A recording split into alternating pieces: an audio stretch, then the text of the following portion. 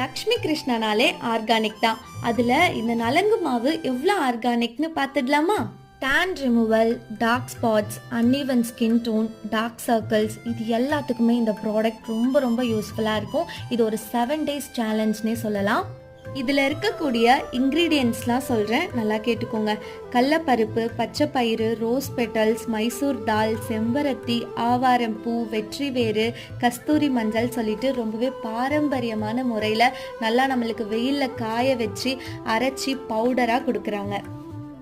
நலங்கு மாவை நீங்கள் ஃபேஸ் பேக்காகவும் பாத் பவுடராகவும் யூஸ் பண்ணிக்கலாம்.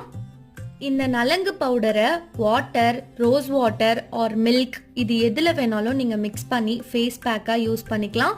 இன்ஸ்டண்ட்டான ரிசல்ட் நீங்கள் லைவாக பார்ப்பீங்க.